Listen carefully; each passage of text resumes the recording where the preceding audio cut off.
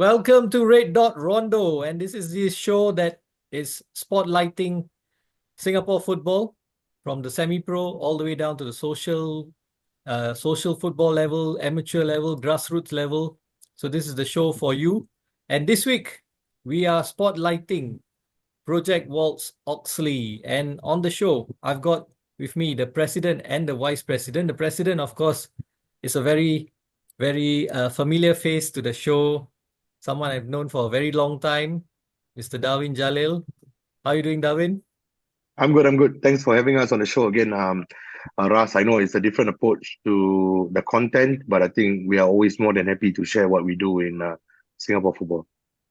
All right. And alongside him, we've got his vice president, the vice president of the club, Mr. Nantha Kumar. How are you doing, Nantha? Making your I'm good, debut on the Rasinda. show? Just to know this is my first time doing a Zoom meeting. Usually it'll be interview. So let's see how it goes lah. Are you nervous? Maybe yes, a bit. Maybe yes. Okay. All right. Don't worry, it'll just be a conversation. And so today we're going to talk about your club, Project Waltz Oxley. So I'm sure you know everything inside out of the club, about the club, and the person, everyone who's watching this and listening to this would be interested to know more about your club. It's a household name, I would say now. Project Waltz Oxley is not a club that nobody knows about or never heard of. It's a club that everyone knows. But let's go all the way to the beginning. How did first of all, the name, how did that name come about? Project Waltz, what's its origins? I know, but maybe you should, Darwin, maybe you should Okay, let so I would take this question. So basically, Project Vaults is named Oxley is named after the events company that I run. So basically, we started in 2011 as a social team that plays football on the weekends with my staff, together with friends from St. Andrews School and also friends from Potong Pasir, because St. Andrews and Potong Pasir is synonymous. synonymous. Yeah. Yeah, so when you talk about St. Andrews, you always have people. And that's how actually Nantha came about, because I started a team and started calling ex-Saints to play along, and then they brought along Nantha, who once, I think not many people know today, but the older generation would know Nantha was a professional player with Gombak United back then. Wow. So then eventually when we formed this team, Nantha was already working in a private sector, I would say semi-private sector, and we got him on board to actually be part of the pioneers of this club. So how does it came into existence? Like I said, it was supposed to be a kickabout for my staff and also friends, just to take our stress off the events industry on a weekend.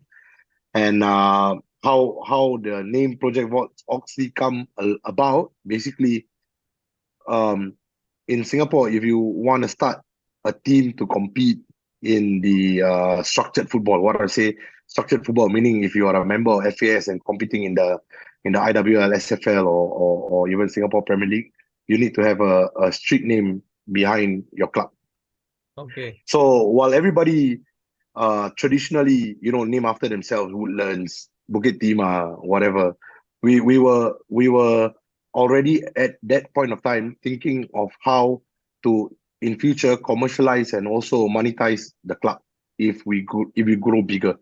So the whole idea behind using the word Oxley, of course, Oxley Road is the home of our former great Mr. Lee Kuan Yew, and it's something which very strong symbolization of the club, because we come from a very difficult time, like how Singapore came about, and to us, a home is very key part of the identity building of our club.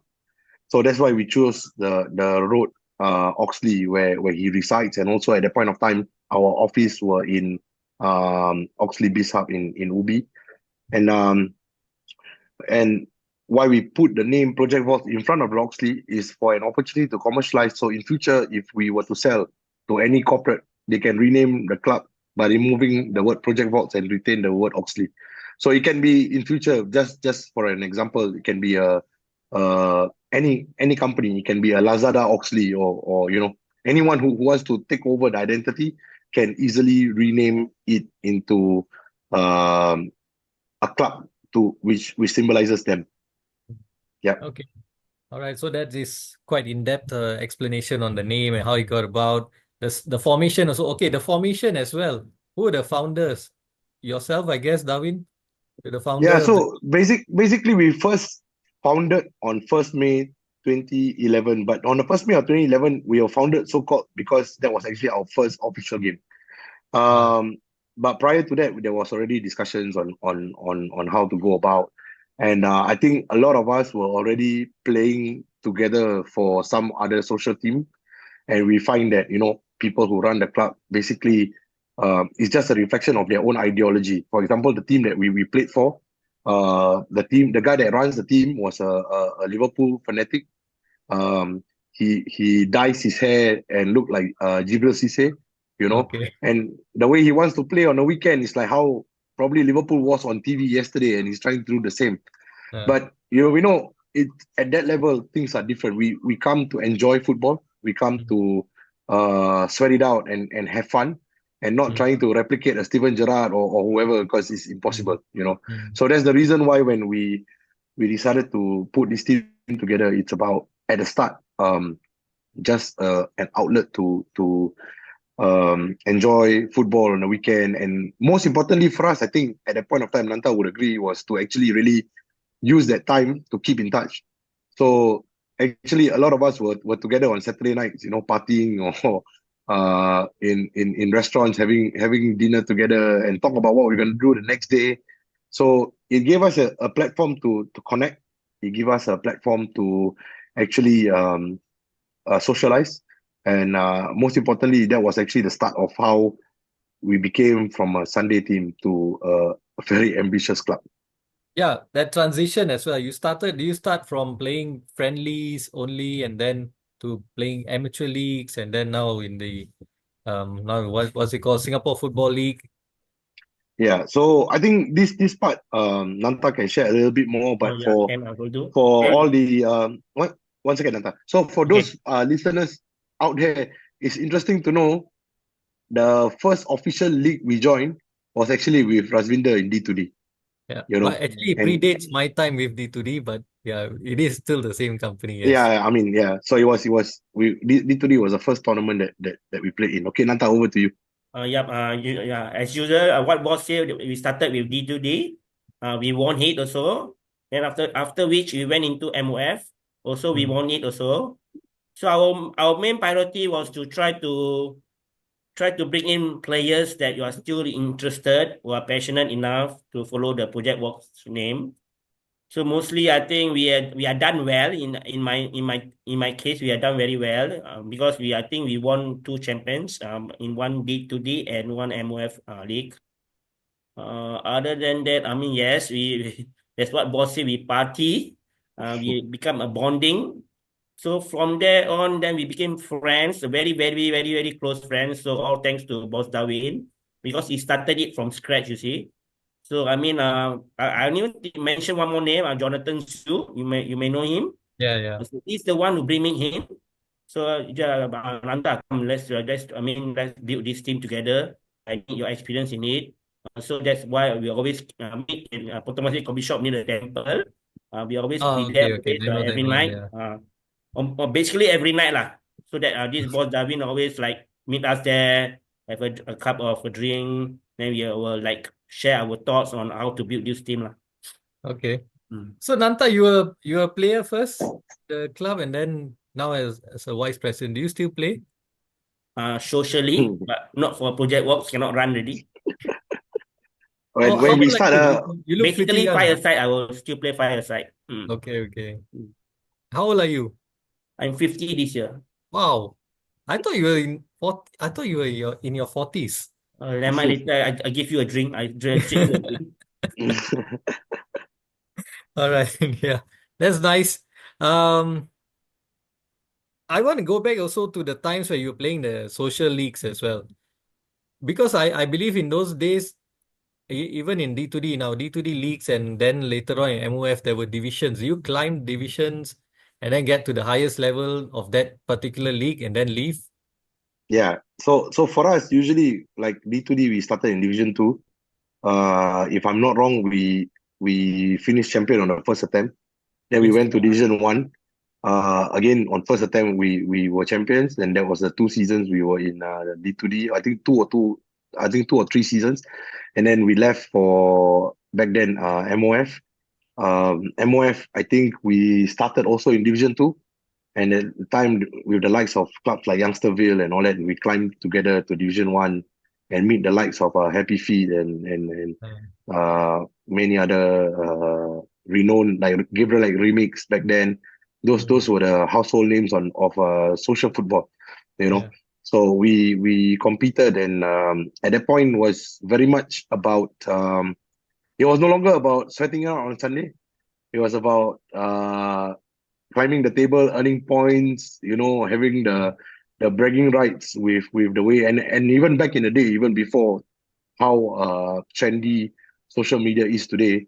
Back in the yeah, day, if you look at the early stages of our Facebook pages, you can see we already posted um, team that's right. lineups, team news. We were very active on social media, and Mm, that was what probably made a selling point for the club as well, because back then players wanted to be seen. They wanted to be part of a movement where people pay attention, and you're already grabbing headlines.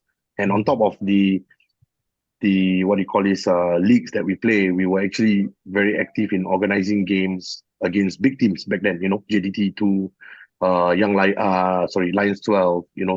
And for a Sunday team, I think we abode well by. I think in both games we scored. We also scored against JDT two, which had mm, Shari Isha and Mikey. Bayaki part of the team. And I mm, think we got a very early goal in either the first half or the second half. We tied 1-1.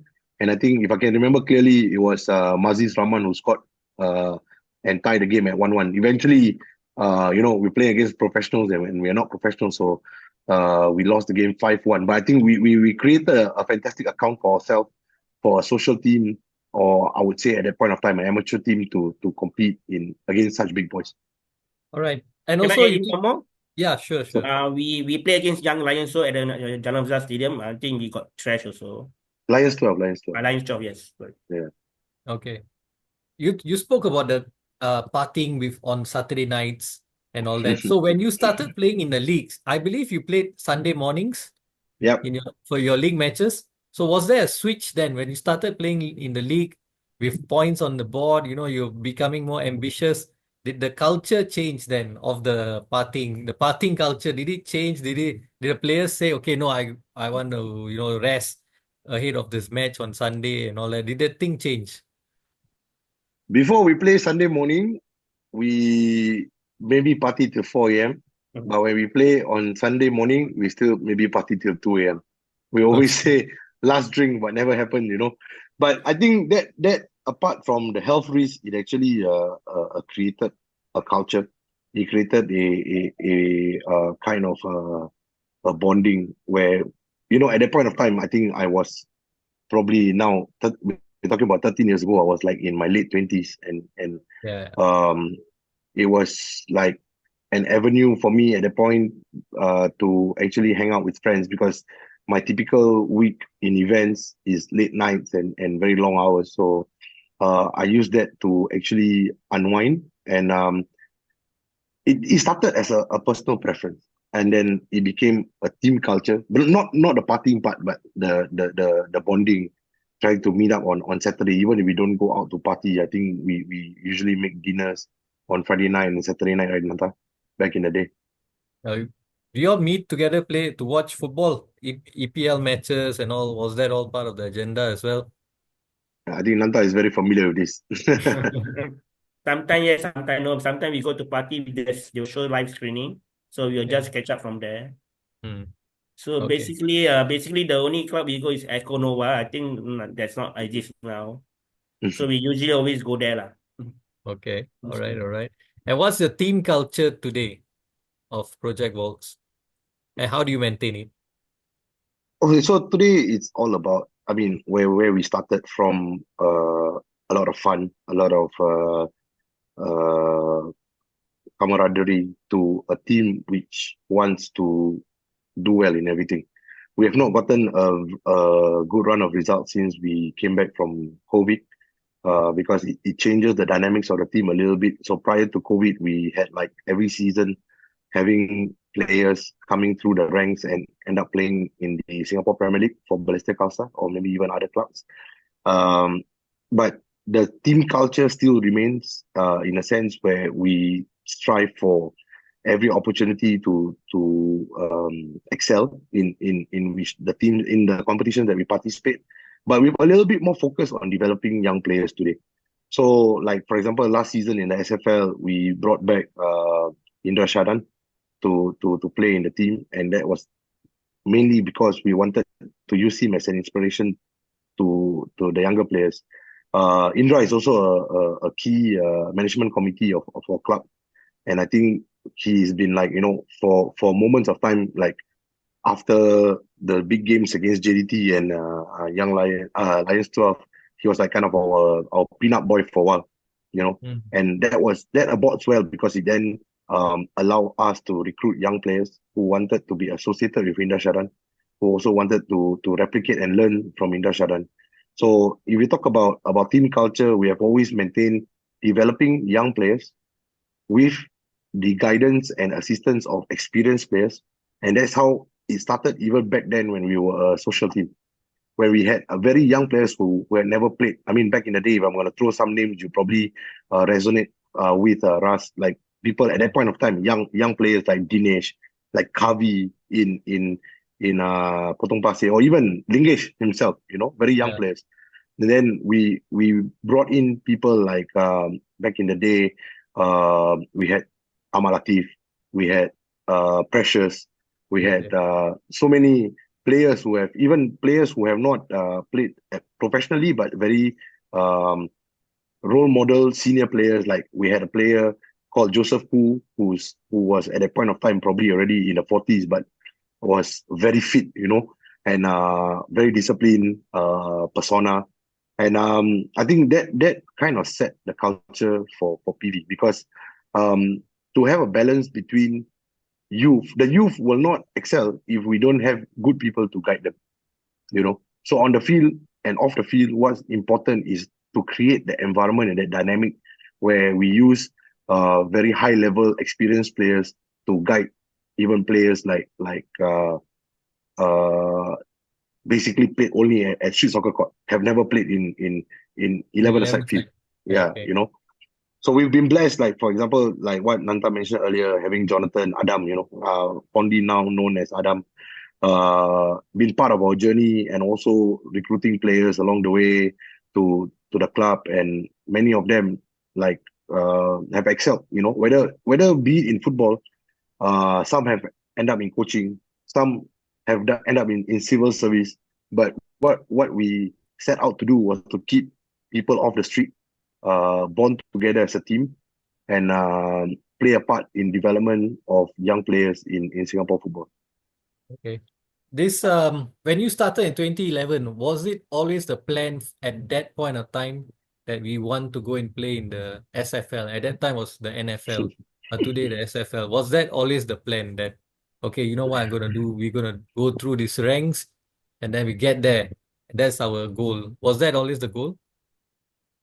I think I'm going to hand over to Nanta, but what I'm going to say is what we spoke of back in 2011, 2012, 2013, where Nanta said, we used to meet at coffee shop almost every night, talking Mm, about how football should be run, how mm, clubs should be run. mm. Even back then, I'm talking about 12, 13 years ago. Whatever you see PV does today, or to a certain extent in my involvement in Balestier, we spoke about it back then already. So I'm just going to hand over to Nanta to share a little bit more on that. That was Okay. always our goal to strike upwards. So we start from D to D, and after that we went on to MOF. Then we went on to Island Wide League. So Island Ah, Wide League we got champion. So after that we went to Division 2. mm, We got champion by the name of Yunus. But I think that time we and Yunus were a bit some semi partnership. And after that we did struggle a bit in the Division 2. And after that, we got champion. Then we went into Division 1. So we also struggle a bit into Division 1 by the name of Project Walls. But in Division 2 was under Yunus. So when we Actually, we actually went to partner Yunus in 2015. That's true. So 2015 at the point of time was they came to us very last minute, and it was like 2 weeks before the start of the NFL. Season. And Okay. we had our PV boys already signed with SRC, with Centec, with everywhere, So we said that, okay, we bite the bullet. Whatever players that we had balance, we took them on, and whatever players that Yunus had, we took them on. So interestingly, in 2015, we actually finished in a relegation playoff, and we won the relegation playoff, and we stayed in Division 1 of NFL. So in 2016, we actually claw back all our players together and say that, look, we're gonna do this, or even though it's a different name, it's Yunus, but it's an opportunity to show what we can do at this level. So what happened was when we bring everybody together, we won the 2016 Division 1. And then come 2017, where it was my first foray into the politics of the game, in being involved in the first elections of FAS, I actually stepped away from running the club and focused on elections. And then right after election was in around April, and then at that point the team was doing very bad. We were at the bottom of the table, right? So Nantha spoke to me, and a few others spoke to me and said, "Can you come back and run this team?" So I took on the challenge. I came back, and we actually, from the bottom, we finished fourth that season. Wow. With only like half season to go. So we literally turned things around, and then as in every collaboration, we run into misunderstandings and unhappiness. So we decided that, okay, in 2018 we're gonna register Project Vaults as a club in the Island White League. Okay. So in 2018, we put everybody on hold and say, look, we don't know what IWL is going to look like. We don't know when IWL is going to start, but let's stick around together and make sure we compete as a club. So even that, we had challenges. Some players were not patient. They wanted to play, so they signed up with clubs in the SFL, with other clubs. So we only again worked with whoever we had, and we won the IWL on the first attempt in 2018. And then got promoted to Division 2 in 2019. And again, on the first attempt, we won Division 2. And then up to 2020 where COVID came. So when COVID came, it kind of like stopped our momentum. We actually had in mind to have a back-to-back championship. And, not just about not having to play football. It was difficult for us to maintain and keep everybody together. Some people just, eventually stopped playing football because COVID taught them a lot of hardship, and they actually took on a different path altogether. Didn't want to be competitive, just wanted to play for fun. So the direction of the team changed. And also, for me personally, COVID was, for events industry, was a very hard hit moment where we actually fell into serious financial problems and all that. So later on, when the league started back, if I'm not wrong, was in 2013, right? 2023, right, Nantha? Yes, correct. 2021, 22, I believe, there was no tournament. And then it started back in 23, if I'm not wrong. Yes. So in 23, what happened was we kind of prepared a bit late, and we relied on a lot of young players. And that's the reason why we also brought in Indra, who we felt that, gonna lead the charge to inspire young players. And even though we still wanted to win, but I think the direction took a change a little bit, because we wanted to use the club as a platform for players to eventually play in the SPL. So the focus was to play more young players and to play, to give opportunity. Instead of being competitive to win, we create a platform for players to eventually explore higher levels of football. Who are some of the players that have graduated from Project Walls to play in SPL? For starters, currently we have Hafiz Ahmad, who's a goalkeeper. who is a goalkeeper with Balestier Khalsa. He started 14 years old at Project Volts as a striker. Yeah. Uh, when he first came, and for those people who knows him, he has not changed in size from then and now. So when I first saw him and I say, like, we have a nickname for him. We call him Fishball, because he looked like he can bounce when he drops. So we were looking at him and say, like, if this guy, yeah, he was a very clinical striker who took very good shots, but he was young, but he was daring. He took on players, but we knew that it was not his natural position. So we did a little bit more deep dives to find out which school he played for and all that. And funny enough, he actually played in school team for Khairul, who's managing Two Touch. And Khairul told us that he's actually a goalkeeper. So that kind of changed the dynamics altogether. And later on, he turned up in goal for us and actually gave us quite a good run. I think Nantha, we also forgot that we played in Paran Sport. Uh, Uh, Yeah, yes. Oh, yeah, yeah, Sport. Yes. for Correct. 2-3 years, I think. And I think Hafiz was also part of that journey. mm, And of course, people like Ho Wailun, for example, yeah. who was with us prior to his professional contract. He was actually serving national service at the point of time. And although he was already, like, in the youth setup of Balestier, but in national service they couldn't play for the clubs, and they came over to continue their development with us, and became one of a product that we are very proud of. Even though we're not taking credit for his development. What we're saying is, for people who go to NS at that point of time, they could easily just stray off football and not play. But the level of competitiveness that the club provided and the level of players that the club let him play with, I believe at the point of time we had quite a number of ex-players like Mustafa Kamal. We had Jonathan was one. I think Today, four. brother. Falik Sorry, and Aziz. Falik and yeah, Aziz. Falik, Haziq. They were Hilmi, Alang, who were fresh off the First 11 TV show. Yeah. We created an environment where these players play with players who are higher caliber, and eventually they came out to be good contributors to Singapore football. Okay, and also not forgetting Nantha was also a former professional footballer at that point in time, Of right? course, Yeah.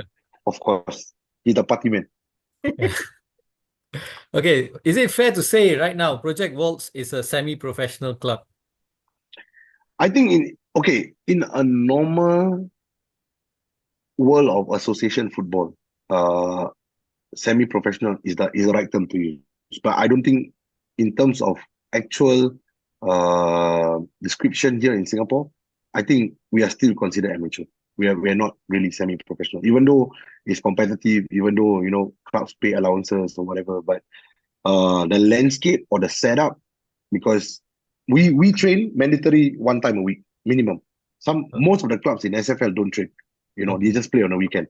So I think, given the setup and the lack of access to fields, and also in terms of people, at the club, it's difficult to say we are semi-pro, because we don't pay a fixed wage for these people, or a fixed allowance for these people. So when you talk about semi-professional, means they are paid on a term contract at a certain amount. So it actually takes a lot of effort to run this club at this level. It's like in between amateur and semi-pro, but it really takes a lot, because it's a lot of dedication from people, a lot of volunteerism. It's a lot of passion-driven individuals who want to make a difference. And to be honest, people like Nanta made. I mean, when I decided to embark my journey in Balestier Khalsa, I knew that it would have been difficult to not to be part of games, and I thought that Nanta actually did very well to step in for me on many occasions. And it Mhm. was not easy for him as well, because he has his job, which is requires him to work on weekends as well sometimes, and he get caught in between being committed to the team and his own job, and I put him on a very tough spot on many occasions. So people like Nantha, people like Jonathan, like Indra, like Falik, like Haziq. I think many of them that we've been a journey. I think today to count the number of players who actually don our jersey is well above 300-400 players that have come and gone. But I think these people, many of them, we're talking about a bunch of 20 of them, have actually stayed and never left. They came and joined us 2011, 2012, but they never left. And I'm very grateful to these people because they actually are the heartbeat of the club. And for me, it's been an honor, a pleasure to actually just facilitate by financing them and providing assistance into securing training platforms, people, sponsorships. That's basically what I do, and run the team on the field on weekend as and when I can. But generally, apart from that, they are the one that run the game. They run. They are the heartbeat of PVOIC. Okay. I think briefly we've already spoken a bit, you've touched a bit on the challenges this club faces. What are the challenges overall that this club faces to maintain itself? Okay, so let maybe we can let Nantha pick his brains on this because we also want to hear. You see, for Yeah. me, is holistically, I know where the challenges of Singapore football are. So I also want to give this chance to everyone to hear an alternative perspective to what the challenges are running teams at our level. Nantha. Yeah. So the basic challenges will be like we are trying to bring the I mean our goal is to bring the club to a higher level, like to, because when we discussed this in 2011, our goal was to go as high as to the Premier League, but now known as SFL. So our goal always remain, but it's not easy, you see, because we are going step by step. Mm. And we are recruiting players like young players. Our young players are just like maybe come and go. Maybe because we are the only club who trains, I think, maybe once a week. So sometimes they come for training, and after that they see the club like come and go, then they left the club so easily. So it's difficult for us like to you train them, then sometimes you see them, wow, they are good. And when the season starts, then they've got a better offer, they leave the club. That is the difficult part of our challenge now. But we always try to bring the youngsters up. We have some good youngsters. I mean, we are still having them, some youngsters. So our challenge is always to bring the youngsters into the team and to bring as high as up. As you know, Balestier is like our feeder club. Yeah. Maybe if they do well in the project wars, and maybe our boss can recommend them to a Palestine, go some training. So I feel it's a very good collaboration between Project Wars and Ballister. Okay. And who's conducting these training sessions when you have them? I mean, for us, yeah. Go ahead, Sometimes Nantha, go ahead. basically it's me. Now at the moment it's Falik. Okay. And these are they like registered coaches outside somewhere else, or is this something they're doing out of love for the club or I mean, passion for the game? it's all starts with the basis they love the club. They want to be part of the club that they played for, and they want to continue now in their journey as a coach. Even Nantha did his ICC, and now gonna embark on his C license. Jonathan, who's also taking the team, was on doing his C license, and Falik eventually now gonna start on his C license. You know, we give opportunity for our ex players to use the club as a platform to step into the alternative direction, which is coaching. You know, even for Indra, he come and took a few training sessions, and it was part of his journey from B license to A license, I believe. I think what we have is a good platform or setting for any young budding coaches, especially if they know what it means to play for PV, to actually use us as a platform to go into coaching. Because number one, you're very familiar with the way we play. Number two is the people in the environment are people who you know for a long time, you know. So expectations are different. We are not here to point out your flaws. We are here try to make you understand how the club plays on the field. We have a very set way of how we play, and this way of playing even start back in 2011, and we have not changed. And what's that? So I mean, we play on a three back system. Even like right now, there's a lot of talks in the market about people playing out from the back. It becomes a norm in industry. Back Mm, then, we in 2011 we already started that. mm, We played with a back three formation and attacking football, and it comes to a stage where our our fluidity of the game is benchmarked on the result. So back in the day, when we talk about playing socials, like I say, people play for fun. We play with objective. We put, like, for example, um, not more of outcome, but more of like possession based. We wanted to make sure we retain most of the possession. We wanted to create opportunities through breaking lines and set pieces. And we're talking about all this terminology even before I became familiar with professional football, which is only in 2017. But mm, in 2011, we are already talking about all that, and we stuck through it. And there were people who come and try to change the way we play. Uh, but at mm. the end, we still stick to what we know. Who are these people who come and to change the way you play? That is Are they confidential. are they coaches? I mean, there are people. Of course, they are coaches. They are people in the industry. They probably have a different philosophy towards football.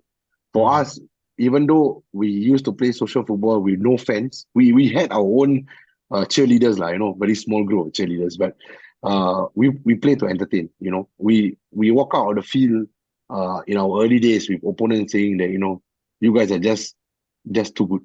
You know, mm, um, and it's not too good because we use big names. Even if the big names don't play, the rest, the likes of the Potong Pasir boys and all that, and like people like Prasad, Anand, and all that, they had the same impact uh, on the field. Even if you put Amal Latif there or you put Precious there, it's mm, still the same impact. Yeah. mm. Okay. And on a match day right now, SFL match day, who calls the shots from the touchline? Is it Nantha? Most of the time we will leave it to Falik lah. Let's put it this way. We are there to guide, and of course Falik is on a learning curve, and Nanta is there to always give him the input and what he feels. Yeah. So basically, I think this year I only came back like halfway through the season. I think it's only fair if Nanta touch on this. Okay, Nantha. Your question again? Who calls Was the who shots? calls the shots? Okay. Yeah. Usually it's okay. We got a group of coaches. I think we forget to mention Nordin. Yes. Nordin is Nordin from the Tawi. French school. Yeah. So he's taking care. I think he's somehow qualified. So we have me, Nordin, Falek, and Jonathan. So the one who always call the shot is Falek at the moment. Okay. So So he's we got only like autonomy give to inputs call to the him shot. lah.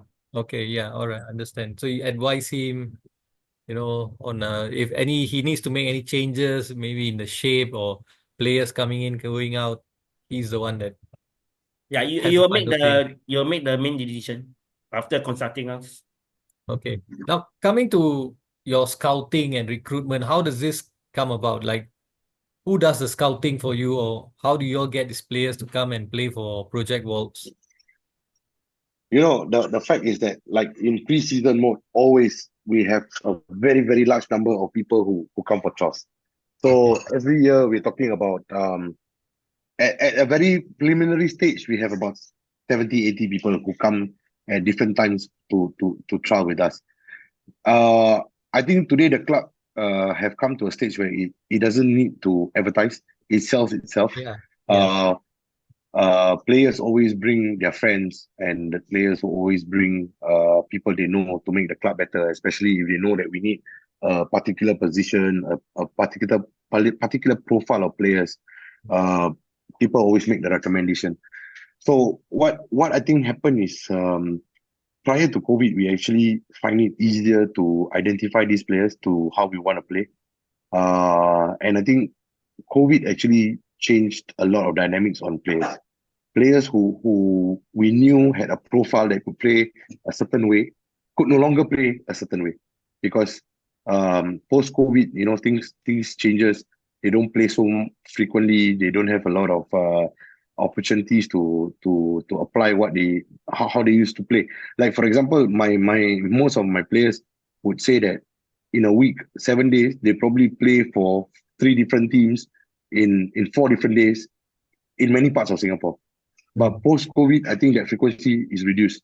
So what a player that is known for example, a centre mid who's able to link play and distribute ball on the ground and aerially could no longer do the same, Mm. because he lacked practice. But those are the profile of players that we need. And we find it even more harder to find in younger players today. Especially we play in a three-back system. To find a left-footed centre back is a struggle.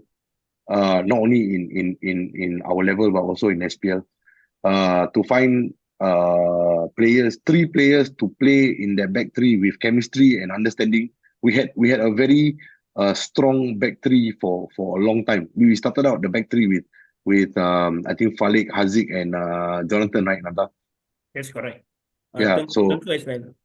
yeah, and Tengku as well. So we actually had a very formidable back three, and that went on for years. But eventually, when they age and we need to rejuvenate and replace them, we find difficulty putting in different players in that position to achieve the same understanding that we had for many years. And when you talk about training as well, how many people turn up normally? Nanta? Usually we have a big crowd because of the social media we have. Because Mm. uh, because I think during pre-season or just off-season, we are the only club who trains, you see. So Okay. maybe their leg get itchy, then we just like call each other down. Their friends call each other down. Then we will always have social media to once we upload the photos and they will keep asking, hey, having training off season, then they just come down and train. As what I said before, they come down to train just for free, you see. And after that, they don't sign us. So that is the big problem we always face.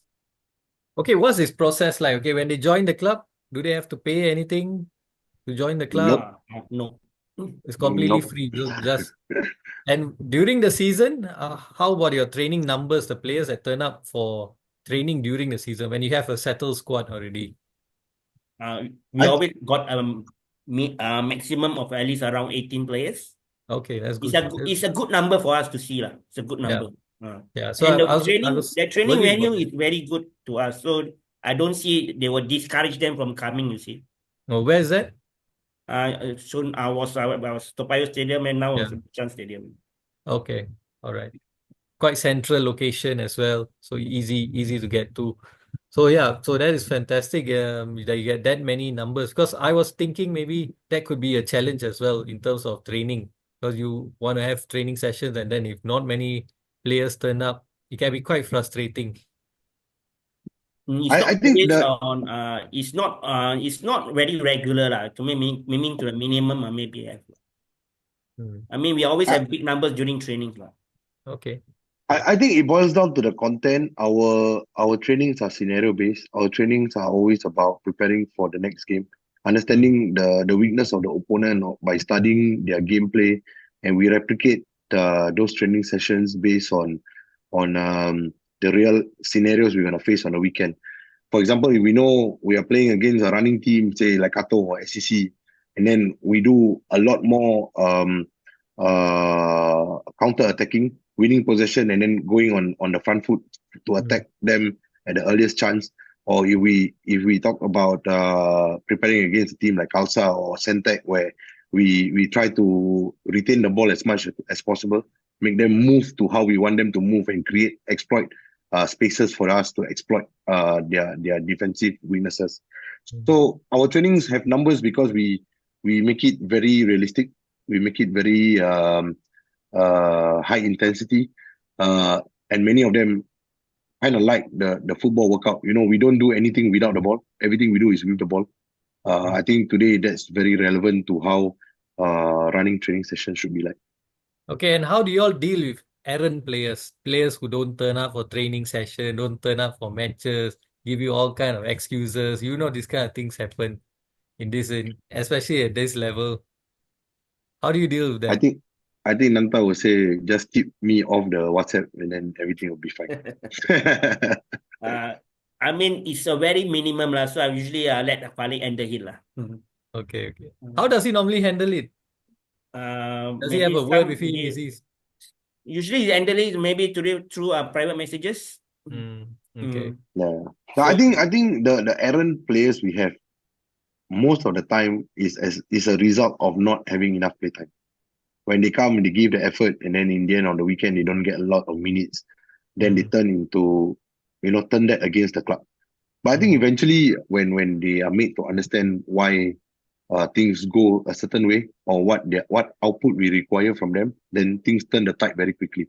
You know, so there are some players after a few attempts we just drop them. And that's the reason why we sign quite a big squad. We usually go for like 25, 26, 27 players because anyone that we feel throughout the season doesn't give that synergy, we just drop them.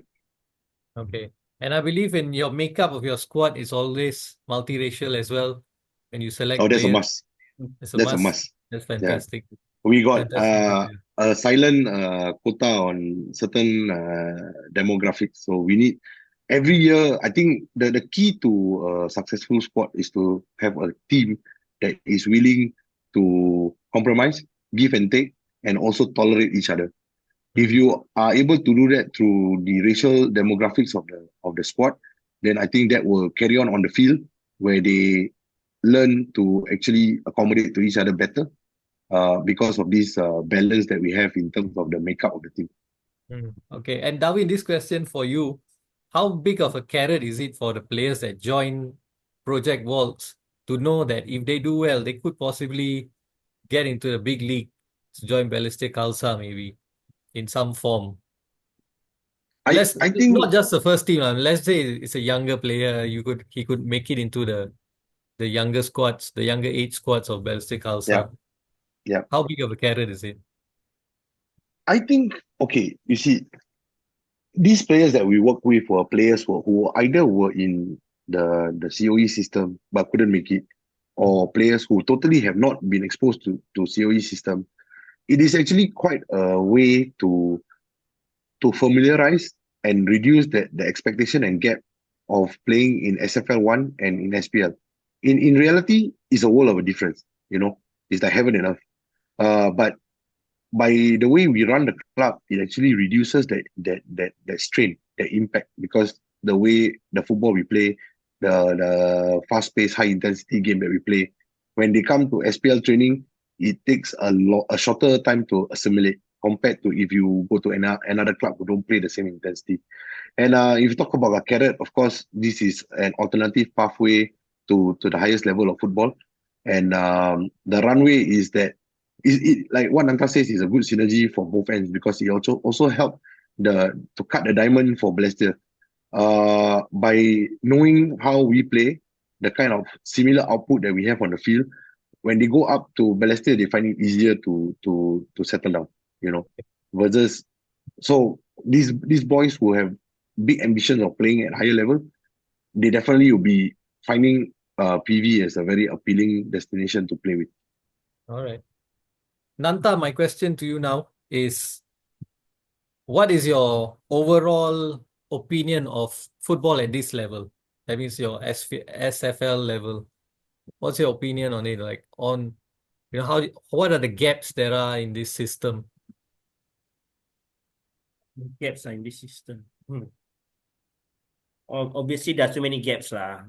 Maybe politically wise, coaching wise. I mean, very difficult for me to say about this. So to me, Mhm. when you got SFL, I see it. Maybe we should have a promotion relegation at the Mhm. very start. Obviously, there's some financial issue on it. But if it will be fair to, I mean, like the Singapore government should like maybe, I mean, to bring to the Singapore football system up, maybe there's relegation and promotion, and maybe you have to seed money to some more money to NFL and island wide, so that there's a progression. You see, for stepping up like what you see in other leagues. So there's always a lot of gaps in between the system to me, Mm. for my opinion. How do you think you can address these gaps? What do you feel can be done? Like you talk about seed money. Is seed money given to SFL clubs? Yes. But we do receive, I think, but it's a very minimal, like Minimum. I think after deduction we get 5,000 or 6,000 a year, and if you deduct that by 11 months or 10 months, that's like $500 or even lesser per month. Is When you in said after deduction, deducting what? insurance. So I Oh, think okay. the full quantum is 8,500, and then they eventually deduct, I think, 3,000 in insurance or 2,500 in insurance, and then you receive the balance in cash. But if you're talking about, I mean, everybody knows the reality today. For example, when we put a team together, your training kit, your jersey, and all that is going to be more than $5,000. You know, we don't even talk about training field, paying coaches, paying players. So it is too. I mean, the problem with Singapore football is there is no accountability because you rely on individuals to come out money to run a team to create an ecosystem. So if now I'm putting out my money, so I decide how much of an investment I want to put to do this. And at the end of the day, there's no returns for me. I don't earn back from the game. So if you want me to spend big money in PV, so what is, like what Nantha say? What is in the end of the rainbow? Is there a promotion relegation? Is there a next stepping stone? What we can achieve? There's no runway or there's no projection on the journey for a club like us. But that doesn't mean we are short of desire or short of organization as compared to any SPL clubs. I think the opportunities are not given, and I think there have been individuals or group of people who want to keep the status of professional football to themselves. To me, that is the first issue to address, to make our football more competitive, because any club should be given an opportunity to be a professional status. If Mm. they have the right mechanics, they have the right people, they should not just based on subsidy. Because like right now, if you want to apply for SPL based on the requirement that they just released, you need to put a certain amount of money and this and that. Those clubs that started in SPL, they didn't need to do that. Why do we need to do that now for new clubs? And like, say for example, lock, stock and barrel, I think PV has the right people uh, at all structures of the club to actually start in professional football, because they've been exposed through their journey in Balestier and our early days in PV. We have run things very professionally from the start. Okay. And are you able to share like what allowances the players get, or what is it dependent on? Is it dependent on appearances, It's number of no it's appearances, no goals? one size fit all. I think for us, we try to do away with the individual allowances. We do collective allowance. For example, um, say the top three have a certain amount that you can win for.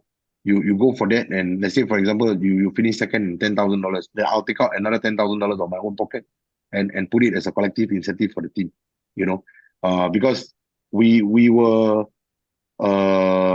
forced in a lot of ways before to pay individual players, and what happened was the outcome was not desirable because they played for themselves. They didn't play for the team. You arm twisted. Were you arm twisted to pay them? Not really arm twisted. We made a choice, but we thought that these players would have impacted the team in some ways. But then we realized that those impact were just tailored to their own successes, not to the club success. And that's So again the against the philosophy of the club. Okay, so the allowance the players get will be at the end of the season, not something that they get throughout the season. Subject to performance where they land. Hmm. Like for the season that has just passed, an example of that, how much typically would the player get? This season, I think they don't get anything because we had a higher expectation on them, and I think the first round of SFL was a washout. I think we only garnered 4 points first round, and the rest of the first round was horrible, and then second round we bounced back to garner more points, but was not good enough to finish top three. So we always have a season objective what we want to do, and then the reward is based on the objectives that we set out to achieve. Okay, so fair to say this season you didn't achieve the objective, nobody gets anything then. Yeah, but still we bleed a lot of money. Yeah, that We for do have sure. man of match. We do have man of match. We will just give them a champagne. depends on the game itself. If they deserve to be get man of the match. What do they get? Uh, Champagne? Champagne or bottle of champagne. Okay. All right. Sponsored by Mr. Morgan. Okay. Big ups, Mr. Morgan. All right. Now the community around you. Okay. I know, Darwin, for Ballistic Alsa, you are very big on the community playing a part in the club. For Project Waltz, is it similar? Do you have a similar approach?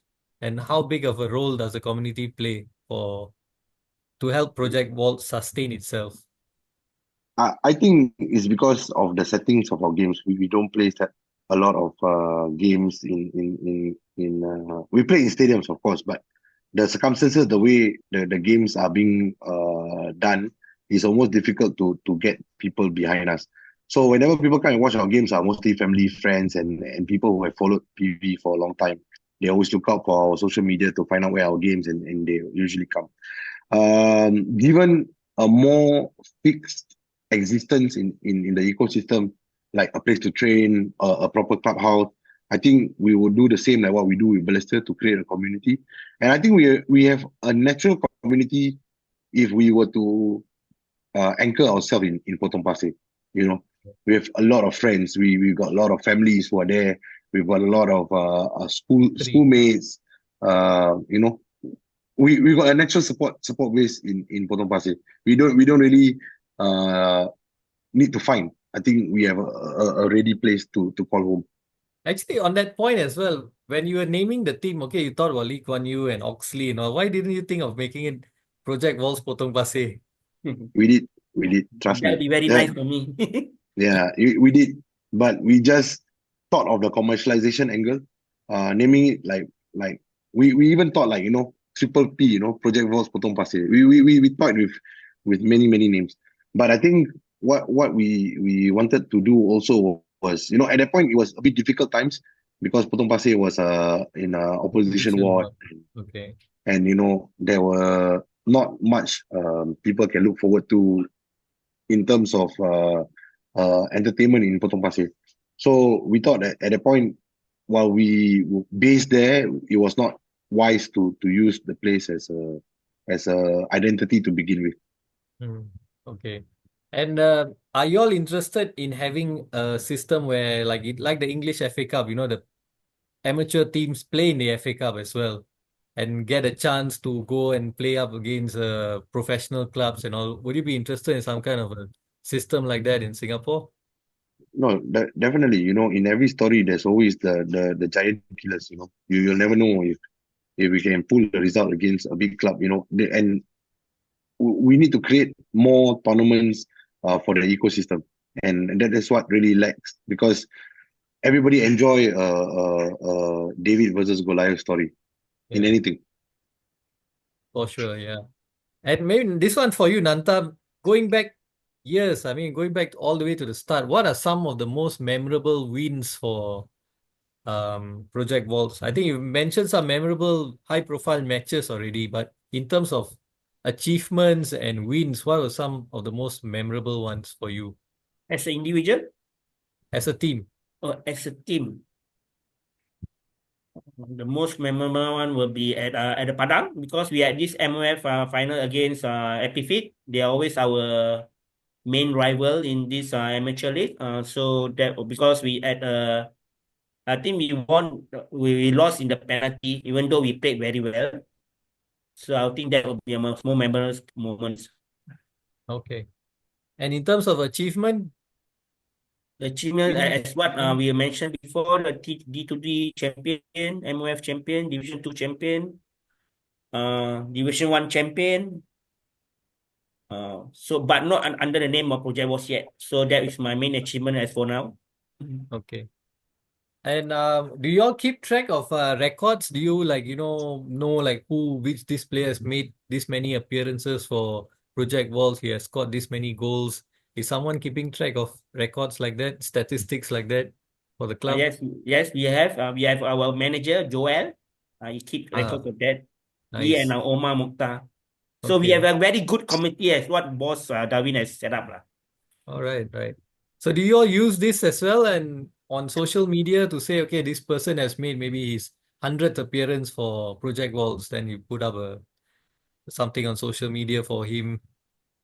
Okay.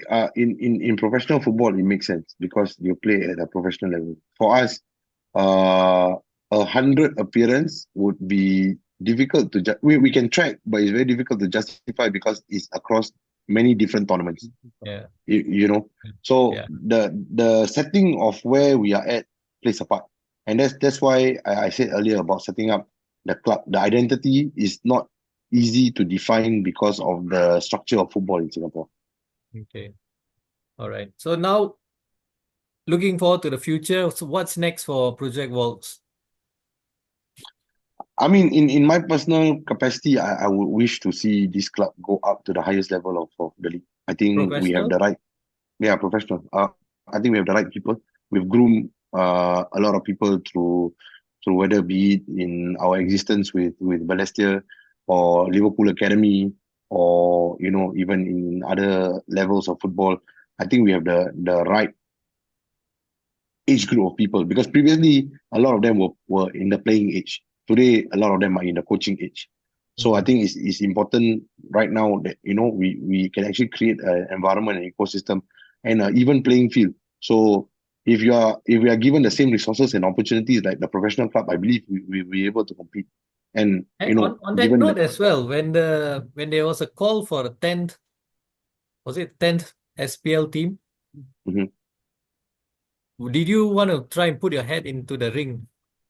So at this point of time is, if I were to do that, means I have to vacate my post at Balestier. So Yeah. we have actually have a longer term view of it because we wanted to still use the pathway for youth players to come on board. So that was not a level unless somebody wants to take over my role and I'm not in the picture. Maybe I would allow that to take place. Okay. Nantha, this question for you now. How would you like Project Waltz to be remembered in the history of Singapore football? Obviously, very because I think we are the one of the top clubs in amateur league now for now. So now we are trying to go into NFL. So but performance wise, we are not there yet. So I like them to be team because back then we always strive for the top. We wanted to go to Premier League as for before. So we are still trying to go to the top. Now, I know you've had some troubled times as well this past couple of seasons. It's not been at the level that you are aiming for. How do you get back to that level? How are you planning now ahead for the season next year? What's your plans?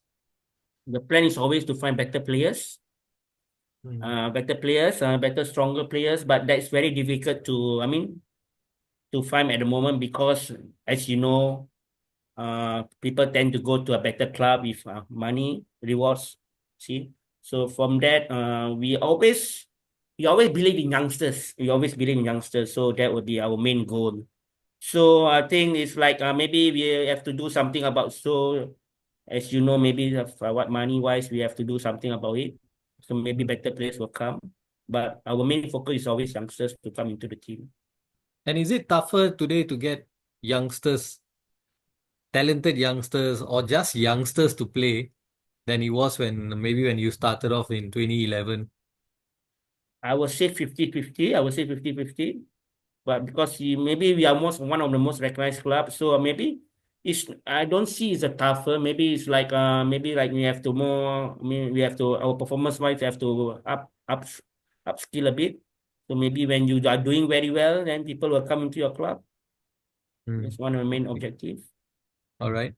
So overall, I think just a quick shout out as well to all those players that played from the very start.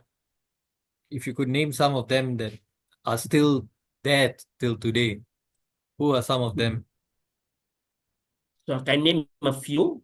So from players Yeah. until coaches, can I say that? Yeah, sure. Some of the players will be, mainly will be Jonathan Sue, Mm. Falik, Azik, Tengku Saiful, Maziz, Alang. Okay. There's are most some of them lah. Prasad, Okay. forgetting Prasad and Anand. In a Okay. multiracial team, you see. Yeah, for sure. 100%. Mm. That's very, very nice for you. Mm. Shout out to all these guys, especially. It's been a very long time, 2011 to today, 2024, over a decade. Yeah. It's just time has flown by. And as I've mentioned at the start as well, Project Waltz is it's already a household name right now. Everyone knows about Project Waltz. And I think that's a testament to all of you and all the work that you have all done. Going back again to SFL again, right? We talk about the challenges, we've talked about the gaps. There is always this negative connotation around SFL because there's a lot of some negative news have made into mainstream news of players attacking referees, fights, that kind of display of ill discipline on the pitch, leading out to police cases even. So this is an image people have of the SFL. Is it really like that, or more needs to be done to eradicate this image? No, I Yeah, think okay. Can you hear me? You guys hear me? yeah, Yeah. yeah. No, I think that was what it was before. Where there was not much regulation. Now with the framework that FAS implemented in terms of a certain requirement for players, the code of conduct, and eliminating some of the errant players, by introducing certain limits on age, for example, and then the mandatory 2.4 test. I think in the past 2 seasons or so, I think SFL have cleaned up quite a bit. And we honestly, between the management of Project Vox, I think this season was one of the season where we really enjoyed in terms of gameplay. Nantha, will you agree with me? I Yes. think the gap between the teams were not very far. Yes. It was very competitive, and games were clean. I mean, red cards in terms of fouls and violent plays is quite. It happens at all level of football, but there was no like scuffle, fightings, or football is a very emotional game, right? So it's very quite common to be emotionally invested into those moments. But generally, I would agree. Previously, SFL, or then called NFL, had a lot of issues in terms of bad reputation. But I think we've cleaned up quite good. And honestly, as a club, we enjoy the level of competition now in SFL. Okay. So to end, I got a couple of questions. One is for anyone watching this, they're probably in one of the amateur leagues around. There are not many now, I gotta say, but Mhm. whichever leagues that are around and they have this ambition of becoming a team that plays in the SFL, goes to island wide and then plays in the SFL, what advice would you give to teams like that? Okay, so Nanta, maybe you give your perspective first, and I'll share mine. Mm. It can be done. Maybe be a professional. Be professional as one. Maybe with a good committee setup.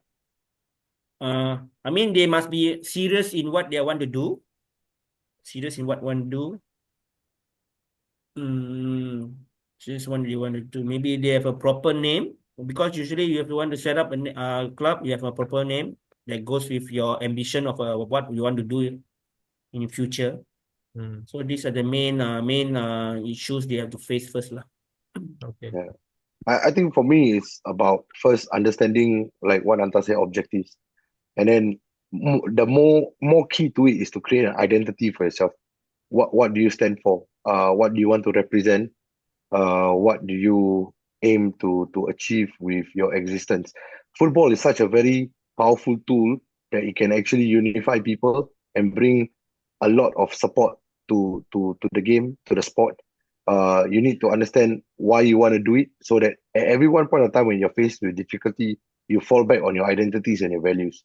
I think that is the very key essence of how setting up a team, just like the journey we did, um, needs to start with. Because at the end of the day, that I'll be very frank. It's been, like I said, been so emotional that there were times where where I sent text in the group chat saying that, guys, I think I had enough of this, I want to walk away. I think I've invested enough, and I was very emotionally drained because it was very financially taxing, emotionally taxing.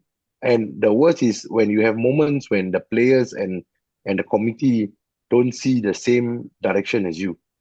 That becomes a challenge. So what I would say a key takeaway if I would to do things differently was to actually right from the start. What we did was we rebranded and we identified these identities and all later after we existed for a couple of years.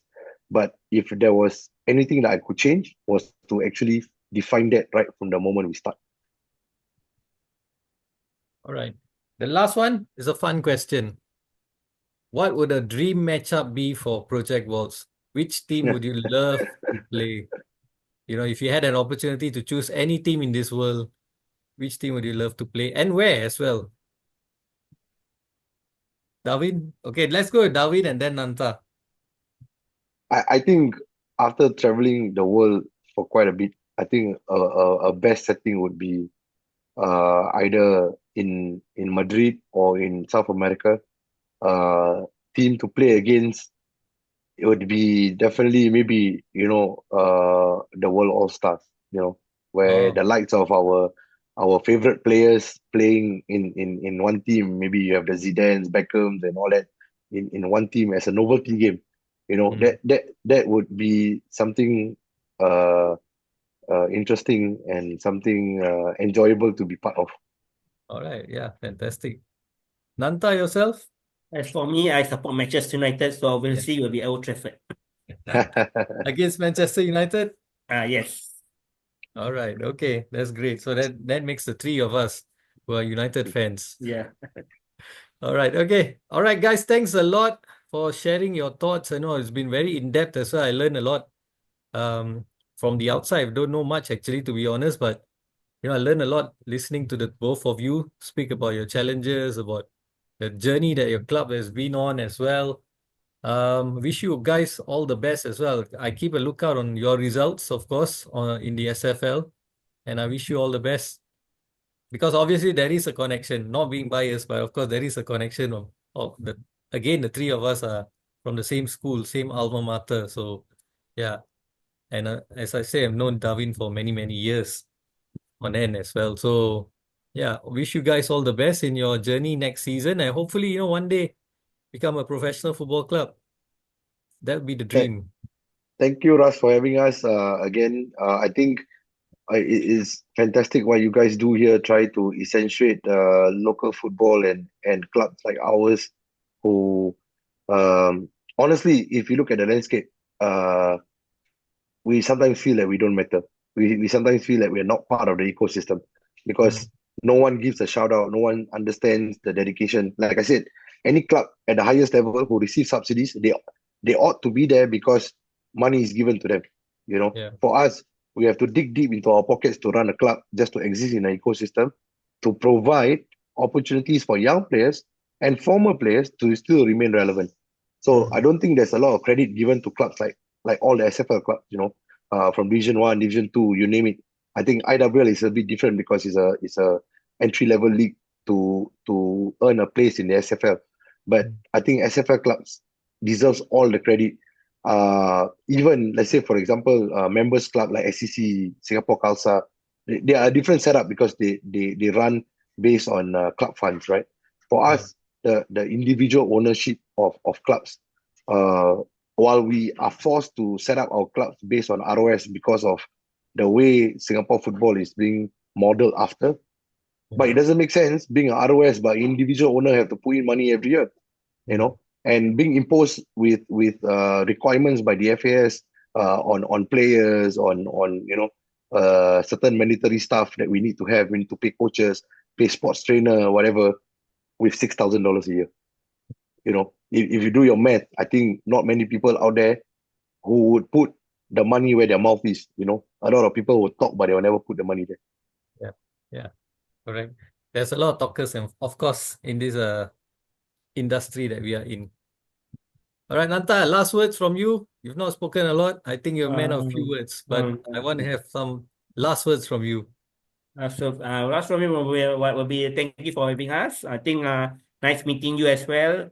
I Yeah, think same we here. need to do more about our Singapore football. Maybe just as what I said before, be fair to those other FS clubs to have a progression from relegation to promotion.